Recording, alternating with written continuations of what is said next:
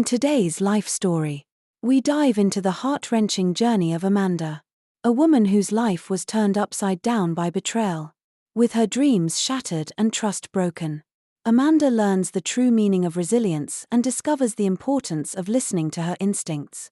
Alongside her loyal companion, Maximum, and a new ally, Eric, Amanda begins to rebuild her life and find hope again. This story is a powerful reminder that even in the darkest times, there is always a chance for new beginnings. Don't forget to subscribe to our channel to start the journey with us today. I had always believed in the simplicity of my life. I grew up in the busy streets of Chicago, a place where the old and new intertwined in a way that felt like magic, historical brick buildings standing proudly beside sleek glass towers. The hum of the city mingling with the quiet of hidden alleys and green parks. It wasn't perfect, but it was home. And in a world that felt increasingly complicated, home was enough for me.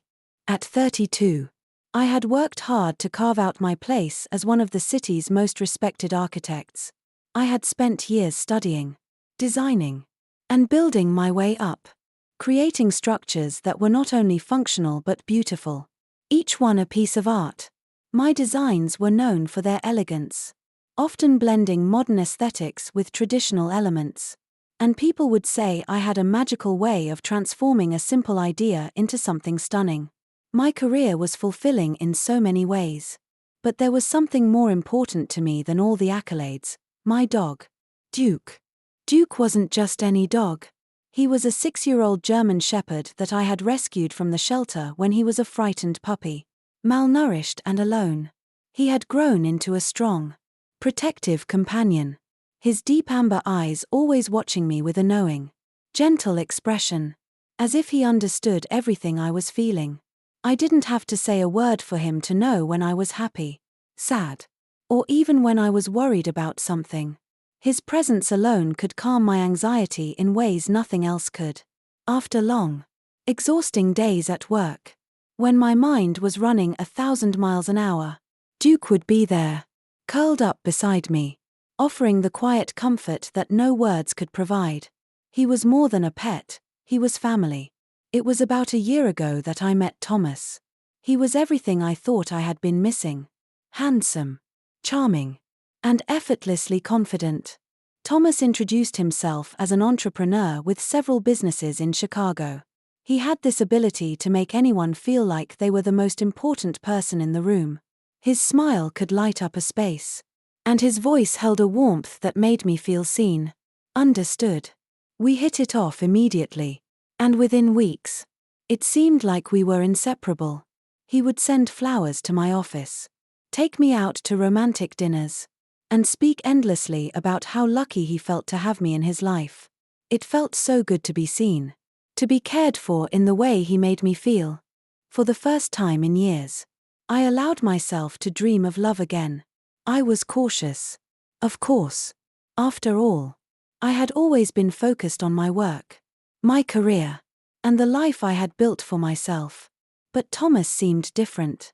He was kind, attentive, and patient with me. He was everything I had been looking for.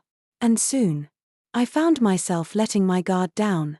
One evening, as we sat together in my cozy apartment, sipping wine and watching a movie, Thomas took my hand in his and looked at me with such sincerity that I couldn't help but feel my heart flutter. "I want to build a life with you," he said softly, his gaze never leaving mine. "Will you marry me?" The question caught me off guard, and I hesitated only for a moment. Was this real? Was I really ready to share my life with someone again? But as I looked into his eyes, I realized I had already opened my heart to him in ways I hadn't even realized. "Yes," I whispered, a tear slipping down my cheek. "Yes, I want to marry you." The days that followed were filled with excitement and planning. My family and friends were thrilled for us. Thomas quickly became a regular presence in my home, and we began to talk about our future in earnest. He had a way of making everything feel possible, like we could conquer the world together. But there was one small problem that lingered in the background: Duke. From the moment Thomas stepped into our home, Duke wasn't impressed. At first, I thought it was just a matter of Duke being a bit moody, protective even. But as the days went on, I began to notice the subtle shifts in his behavior. When Thomas reached out to pet him, Duke would growl softly, backing away from him. I brushed it off with a nervous laugh, reassuring Thomas that it was just Duke being a little territorial. "It's okay, Simba," I would say, using his nickname affectionately. "Thomas is part of our family now. You'll see." But it didn't get better. It got worse. Duke's unease grew. He would bark loudly whenever Thomas entered the room, his body tense, standing between us whenever we sat together. If Thomas tried to approach me, Duke would growl, his stance protective, as if warning Thomas to stay away. At night, Duke's restlessness became unbearable. He would pace back and forth, constantly keeping an eye on Thomas, as if waiting for something to happen. I tried to ignore it. "Your dog doesn't like me very much," Thomas joked one evening as he reached out to pet Duke. But the dog snarled and backed away. I laughed it off, though a small part of me felt uneasy. Could it be that Duke was simply jealous, like Thomas suggested? Could a dog even feel that way? "Maybe he's just adjusting," I said, trying to reassure both Thomas and myself. "He's always been a little funny around new people." But Duke didn't calm down. He continued to act out. And no matter how much I tried to tell myself that it was just jealousy or adjustment, something deep within me began to feel off. There was a tension in the air whenever Thomas was around. And though I brushed it aside, a small voice in my head kept telling me to pay attention, to listen to what Duke was trying to tell me. But I ignored it. Maybe it was just a phase, I thought. After all, we were getting married. Everything would work itself out. But as the days wore on, my growing unease made it harder to dismiss. It was like a cloud hanging over me, and I couldn't quite shake the feeling that something wasn't right. The days leading up to the wedding were a whirlwind of excitement and anticipation. Everywhere I turned, there was something new to plan, someone to consult, or some detail to finalize. The bustling streets of Chicago were alive with the hum of wedding preparations, vendors carrying large trays of food and floral arrangements, and my house was constantly filled with the chatter of family members and bridesmaids, all eager to celebrate the big day. It was everything I had dreamed of, a celebration of love, of the future that Thomas and I were going to build together. Everyone was happy, except for Max. Max had been my constant companion through the entire engagement, watching me with those intelligent amber eyes, as if he knew something I didn't. He had never been a dog to show aggression. But over the past few weeks, his behavior had become increasingly erratic. At first, I thought it was just the chaos of the wedding preparations, the constant flow of people in and out of the house. But when it didn't stop, I couldn't ignore it anymore. Max refused to leave my side. Whenever Thomas came over, Max would position himself between us, growling low in his throat. If Thomas tried to sit beside me, Max would bark and jump up, as if trying to keep him away. He wasn't just protective, he was disturbed, restless, like he could sense something was wrong. I tried to reassure myself that it was just jealousy, that Max was upset because I was spending more time with Thomas. But deep down, I knew something wasn't quite right. Thomas, on the other hand, didn't seem to notice the tension. He was in his element, charming my family with his smiles, making everyone laugh with his jokes, and offering to help with whatever needed to be done for the wedding. He would always show up early to check on the caterers or help my brothers move the heavy boxes of decorations. He was always the perfect fiancé. I had to admit, I couldn't fault him for his generosity or his attention to detail. But despite his outward charm, something about his presence made Max more and more unsettled. And the more unsettled Max became, the more uneasy I felt. One evening, as I sat with Thomas in the living room, trying to finalize the wedding playlist, I noticed Max acting especially on edge. He was pacing back and forth, his body rigid, eyes fixed on Thomas. I sighed, trying to push the nagging feeling to the back of my mind. Maximum, what's gotten into you? I muttered, rubbing his ears. But he didn't relax. His growl was low, persistent. I looked over at Thomas, who was laughing, unaware of the tension building in the room. Maybe he's just jealous, he joked. But his voice had a slight edge to it, as if he didn't find it funny anymore. I smiled weakly and patted Max's head. He's always like this when new people come around. But you're right. He'll warm up to you soon enough. I tried to convince myself as much as him. But Max wasn't the only one who seemed to sense the strange energy. It was as though a dark cloud hung over the house. And the more I tried to ignore it, the heavier it felt. There were small, subtle moments, Thomas's insistence on wanting to plan every detail of our future together. His conversations that always seemed to linger just a little too long. His overly affectionate gestures that felt forced. Something was beginning to feel off. Yet, I couldn't bring myself to question it. Not with the wedding so close. I didn't want to second-guess everything. Not now. I had allowed myself to believe in him. To believe in us. I told myself it was normal to have doubts. That it was just wedding jitters. That it was just my overactive imagination. Then came the evening when things truly began to unravel. It was a late night. And Thomas had arrived at my house earlier than expected. He was sitting in the living room. Papers spread out in front of him. Excitedly discussing the plans for our future. He had always been so confident. Always making sure to reassure me that everything was going to be perfect. I had just come home from work. Exhausted from a long day of meetings. And when I entered the room, I saw him holding a life insurance document. "Hey, babe. I've been thinking," he said, flashing his usual charming smile. "Now that we're getting married, we should plan for the future.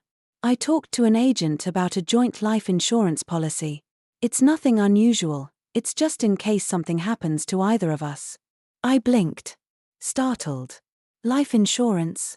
I asked. "We aren't even married yet, Thomas." The words didn't sit right with me. It felt too serious for a couple who hadn't even walked down the aisle yet. Thomas waved it off, his smile unwavering. "It's a way of showing we trust each other. I've already signed it," he said, handing me a pen. "This is just part of building our life together." Something inside me tensed. Life insurance. At that moment, I couldn't help but feel the strange sensation that Max had been right all along. I glanced at Maximum, who was standing near the doorway, watching us with sharp eyes. His tail was stiff, his body rigid. And then, without warning, Max barked. He lunged forward, his growl echoing through the room. He was protecting me. It was clear now. He was warning me. "Simba, stop it," I shouted, pulling him back. My heart was pounding in my chest. Max had never acted like this before. It wasn't like him to be so aggressive, to be so suspicious. But he was determined to keep me away from Thomas. Thomas chuckled uneasily, trying to brush it off. "Maybe he's just trying to warn you about my bad handwriting," he joked. Though I could see the tension in his eyes. But I didn't feel reassured. Max's growls deepened, more persistent. And for the first time, I couldn't shake the feeling that something was terribly wrong. As the days passed and the wedding drew closer, the unease in the house only grew. I was beginning to doubt everything. I had trusted Thomas. Trusted that he was the man I thought he was. But now, with Max's warning becoming louder, and the nagging feeling in my chest refusing to go away, I was beginning to wonder if I had missed something important. The morning of the wedding arrived with a brilliant golden light spilling over the skyline of Chicago. The streets were alive with the rhythmic beats of traditional drums as vendors prepared for the grand event. The hum of excitement echoed in the air as people gathered, eager to witness the celebration of love that was about to unfold. I stood in front of the mirror, my wedding gown shimmering with every subtle movement, the delicate veil resting lightly on my shoulders. My heart fluttered with nervous excitement. And for a moment, I allowed myself to believe that everything was going to be perfect. But even as I sat in the small dressing room of the grand event center, surrounded by my family and bridesmaids, I couldn't shake the feeling of unease. Max had been acting strangely all morning. He had been pacing back and forth, his amber eyes scanning the room with an intensity that I couldn't ignore. He was supposed to be resting comfortably with my cousin Chris. But there he was, standing near the door, his body tense, watching the door as though waiting for something. I reached down and stroked his fur, trying to calm him. But Max was beyond reassurance. Chris smiled at me from across the room. "You look stunning, Amanda," he said, adjusting the flower arrangement on the table. But as he turned to look at Maximum, his smile faltered. "What's up with your dog? He's been acting a bit off all day." I forced a smile, hoping to push the nagging feeling aside. "Oh, he's just being protective. As usual. I think the excitement's just getting to him. He'll be fine." But as I glanced at Max again, I saw that his eyes were still locked on the door, ears flat against his head. He wasn't just nervous, he was on high alert. Like a silent warning I couldn't ignore. I didn't know what he was sensing. But the air in the room felt heavier than before. The ceremony began as the guests filed in, their faces bright with joy and anticipation. Thomas stood tall at the altar, dressed in his impeccable white suit, smiling confidently, a picture of calm. My heart swelled with a mixture of love and excitement as I walked down the aisle, every step feeling like a dream. The crowd gasped in awe as I reached the altar. But Max was far from relaxed. As I took my place beside Thomas, I felt Max's gaze on me from the front row. His eyes were fixed on Thomas, his body rigid, tail stiff. He seemed to sense something I couldn't quite understand. And it only intensified when I heard a loud bark that echoed through the hall. In an instant, the wedding had come to a screeching halt. Maximum, with a sudden burst of energy, had bolted down the aisle, his paws pounding against the polished floor. The guests gasped in shock as he ran straight toward me, his body tense and determined. I froze, my hands flying to my chest in confusion and panic. "Maximum, stop it," I shouted, my voice shaky. But Max wasn't stopping. He came to a halt right in front of me, barking furiously, his eyes fixed on Thomas. The crowd looked on in stunned silence. What was going on? Why was Max behaving like this? "Is that a dog?" someone whispered, a murmur of confusion running through the guests. Max stood between us, growling and barking relentlessly, his stance protective and unwavering. I crouched down, trying to pull him back. "What is wrong with you, Max?" I whispered. But he wouldn't budge. His growls deepened, as if he were guarding me from a threat I couldn't see. Then, in the midst of the chaos, something unexpected happened. Thomas stepped forward, his expression shifting from calm to irritation. "Get that dog out of here," he snapped, his voice sharper than I had ever heard it. His charm was gone, replaced by something darker. He reached for the leash, but Max snapped at him, blocking his path. The tension in the air was palpable, and I could feel my heart racing. Max wasn't just acting out, he was trying to protect me from something, from someone. As the guests whispered in confusion, the situation went from a shock to something more troubling. Suddenly, something caught my eye. As Max continued to growl at Thomas, I noticed a set of documents scattered across the aisle where Max had knocked over Thomas's leather bag. My cousin Chris rushed forward, his eyes scanning the papers, his face paling as he grabbed one. "Amanda, look at this," he said, his voice shaking. I took the paper from his hands, my breath catching in my throat. It was a life insurance policy, but it wasn't just any policy.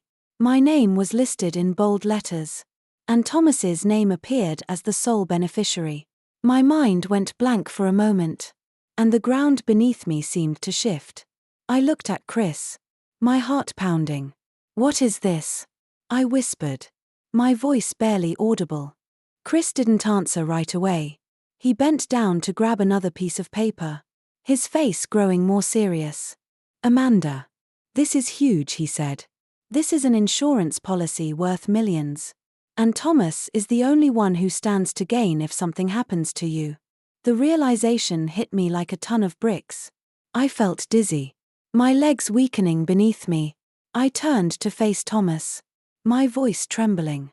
"What is this? Thomas? What were you planning to do to me?" Thomas's face twisted into an expression of frustration and anger. "This is nothing. It's just a misunderstanding," he stammered. But there was no conviction in his voice. But the damage was already done. The pieces of the puzzle had begun to fall into place. My mind raced as I remembered Max's strange behavior. The late-night phone calls. The tension in the air whenever Thomas was near. It had all been right in front of me, and I had ignored it. Max had known. He had been trying to warn me all along. The whispers in the crowd grew louder, and the once joyous occasion had turned into a scene of confusion and horror. The truth was out. The man I had trusted, the man I had been ready to marry, had been planning to kill me for my money. Maximum, standing in front of me like an unwavering shield, had saved me. And as I looked at the chaos unfolding around me, I realized that the love I thought I had, the life I thought I was going to build, had been nothing but a carefully constructed lie. The wedding hall was no longer filled with joy and celebration. Instead, it was a place of tension, confusion, and disbelief. The once beautiful atmosphere had now turned cold and chaotic as the truth about Thomas's sinister intentions unfolded before my eyes. The murmurs of the guests, the horrified gasps, the loud whispers, they all blurred together. And I could only focus on one thing: Maximum standing firmly between me and the man I thought I loved. Thomas's face was a study in frustration. His lips pressed tight and his body tense. He knew the game was over. But he wasn't ready to admit defeat. The crowd had already turned on him. Some guests had begun to move toward the door, whispering among themselves, while others were frozen in place, unsure of what to do. My heart was pounding in my chest, and I couldn't tear my eyes away from the documents scattered across the aisle. A symbol of betrayal and manipulation. "What is this, Thomas?" I asked, my voice cracking with emotion. My hands were shaking, still holding the life insurance document that Chris had handed me. The realization that the person I had trusted most in the world had planned my death for money was too much to comprehend. Thomas opened his mouth as if to explain, but no words came. His smile, the one that had once felt so genuine, was now replaced by a look of sheer frustration. He was trying to maintain control, to salvage whatever dignity he had left. But it was clear to everyone in the room he had no excuse for what had just been exposed. "I didn't mean for it to go this far," he muttered, his voice low. "It wasn't supposed to be like this." The guests were no longer interested in his explanations. A few people had already pulled out their phones to take pictures, their eyes wide with disbelief. Max's growl filled the room, deep and continuous, as if he were warning Thomas not to come any closer. The tension was thick in the air, and I felt like I was suffocating under the weight of it all. But then, Chris stepped forward, holding the phone with the damning messages on it. His voice was loud, his anger palpable as he read aloud for everyone to hear. "Amanda. Wait," he said, eyes flicking toward Thomas. "Look at these messages." I watched, horrified, as Chris displayed Thomas's text messages on his phone screen. "Once the wedding's done, we'll take care of her. Make it look like an accident. No loose ends this time. Mark. Are you sure? She seems sharp." The dog's starting to notice things. The room was silent. I felt a sharp pang in my chest as the realization sunk in. Thomas had been planning this for months. He wasn't just manipulating me, he had been plotting my murder, using me to collect a fortune in life insurance. Max had known, somehow, in his instincts. He had sensed it all, the danger, the deceit. He had been trying to protect me all along, but I hadn't been willing to listen. The guests' whispers grew louder, and I felt like the world was closing in on me. I was dizzy, struggling to keep myself grounded. The man I was about to marry, the man I had trusted with my life, was a fraud. His smooth talk, his charm, his perfect facade were all a mask hiding the monster beneath. "Stop," Thomas shouted, trying to regain control of the situation. "You don't know what you're talking about. This is all a misunderstanding." But even his words sounded hollow, like he was trying to convince himself more than anyone else. The crowd wasn't buying it. People began to shout, demanding answers, pointing fingers. Some were calling for security. Others were asking if anyone had already contacted the police. My brothers, who had been standing near the back, rushed to my side, their faces filled with anger and protectiveness. They immediately stepped between me and Thomas, blocking his way as he tried to move forward. "Don't come any closer," my brother Ben hissed. "You've already done enough damage." I felt numb. This was supposed to be the happiest day of my life. Instead, it had turned into a nightmare I couldn't wake up from. My emotions were a tangled mess of fear, anger, betrayal, and disbelief. How had I been so blind? How had I missed all the signs? Maximum, meanwhile, stood his ground. His posture was firm, his eyes never leaving Thomas. He was still growling, his stance protective, as if daring anyone to make a move. His loyalty, his love for me, was unquestionable. And in that moment, I realized just how much I owed him. Max had known the truth when I couldn't see it. "You should have listened to him," Chris said, shaking his head. "Dogs are sharper than we give them credit for. They sense things we can't." Max knew. "Amanda, he was trying to warn you." And then, the chaos escalated.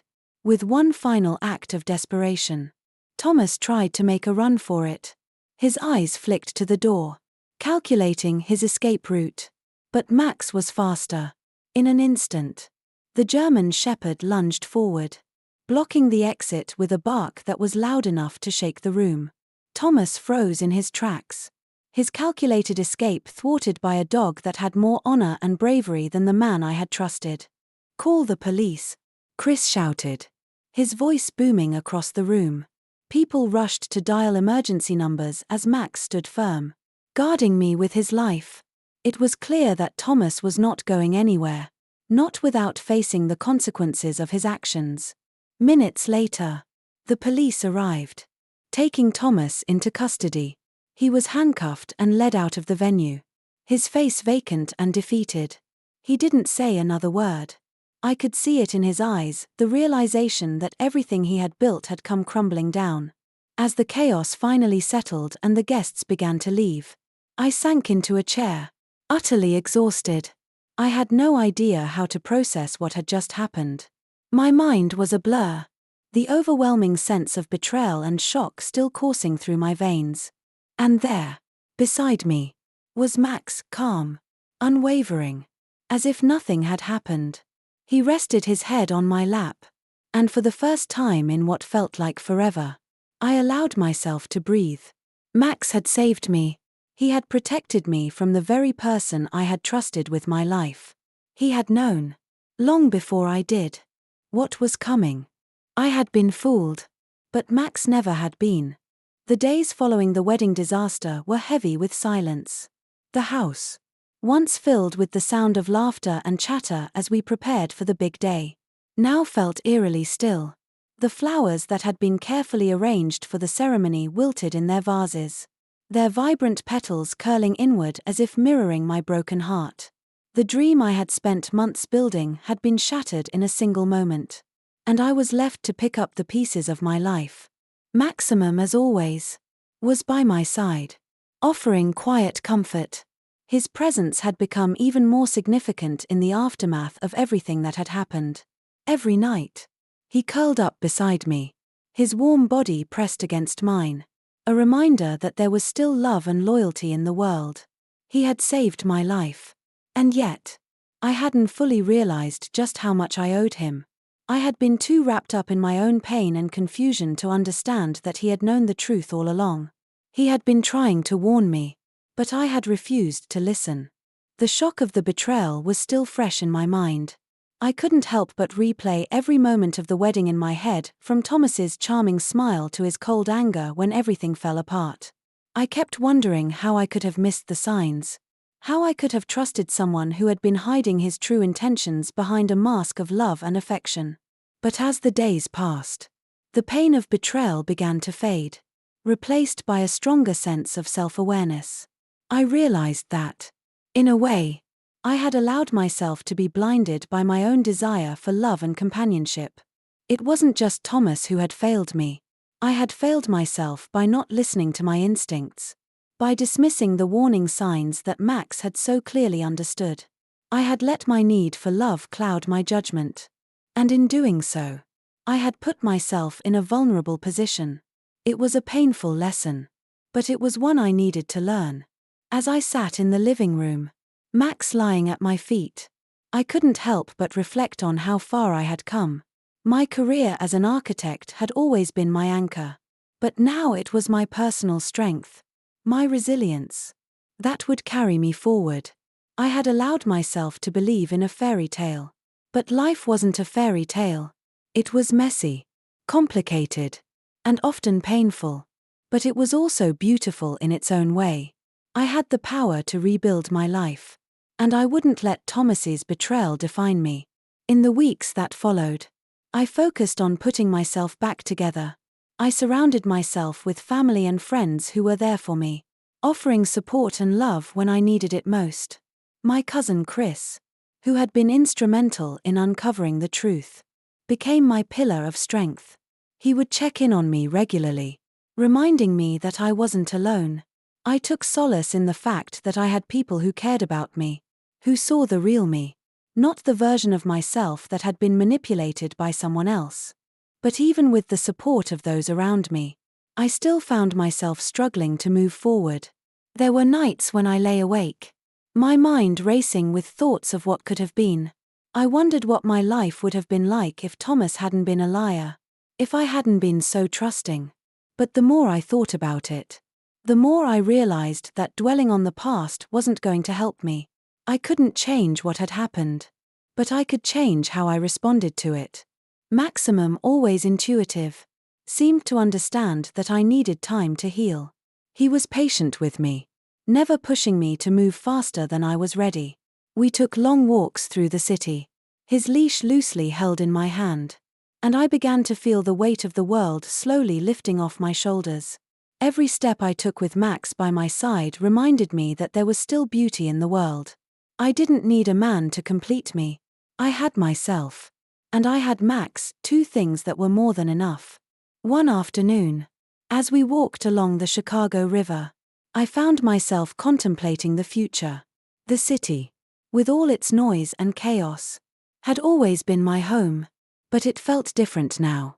It felt like there was a whole new world waiting for me, one that didn't involve the man I thought I would marry, one that didn't involve the lies I had believed. There was a part of me that was scared to move forward, scared that I might make the same mistakes again. But there was also a part of me that felt hopeful, as though the future held endless possibilities. And then, as if on cue, I received a message that would change everything. It was from Eric, the kind veterinarian who had treated Max when he wasn't feeling well. I had seen him a few times since then, and our conversations had always been light and friendly. But something in his message stood out. Amanda, I know this might be sudden, but would you like to grab a coffee sometime? I'd love to catch up. It wasn't a grand gesture. It wasn't a proposal. It was simply an invitation to reconnect, to explore a friendship that had the potential to be something more. And for the first time in a long time, I realized that I was open to the possibility of something new. I didn't know what the future held, but I knew that I was ready to face it. With Max by my side, I felt stronger than I had ever felt before. The man I had trusted had broken me, but it was Max who had saved me. And with that, I knew I could rebuild my life, one step at a time. The message from Eric sat on my phone for a few days before I gathered the courage to respond. It wasn't that I didn't want to see him, rather, it was the uncertainty that still lingered from everything that had happened. After Thomas's betrayal, I felt like a part of me had been permanently broken. Trust, once so natural for me, now seemed like a fragile thing that could easily be shattered. But as I stared at the message, I realized that I couldn't let my past define me. I had to be brave and open to the possibility of new beginnings, no matter how small they seemed. I typed out a simple response: "I'd love to. How about Thursday afternoon?" I hit send before I could talk myself out of it. The days leading up to Thursday felt long, filled with a quiet anticipation. I had been focused on myself for so long, on healing from the pain of the past, that I had almost forgotten what it felt like to look forward to something, to look forward to someone. Eric had been kind to me from the very first time we met, with his easy smile and warm demeanor. And every time I had seen him after that, I couldn't help but feel at ease in his presence. It wasn't the same as what I had felt with Thomas. There was no rush, no pressure, no grand expectations, just a quiet, steady connection. Thursday came, and I found myself standing in front of the coffee shop, a little nervous but excited at the same time. Maximum, as always, was by my side. I had told myself that I would take it slow. I wasn't ready for anything too serious. Not yet. But as I stood there, waiting for Eric, I realized that there was a sense of hope that had begun to grow inside me. I had learned so much in the past few months, not just about the people around me, but about myself. Eric arrived shortly after I did, his smile warm and familiar. "Hey, Amanda," he said, his voice as easy and genuine as ever. "How have you been?" I smiled back, feeling a sense of comfort in his presence. "I've been doing well, thank you. It's been a crazy few months, but I'm getting there. How about you?" "I've been good. Busy with work," he replied, sliding into the seat across from me. "But I've been thinking about you and Maximum. I'm glad to see you both doing better."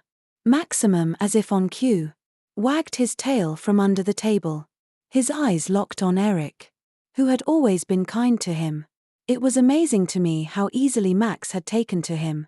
For someone who had been so protective of me, Max seemed to recognize something good in Eric that he trusted. And that, in itself, gave me a small sense of relief.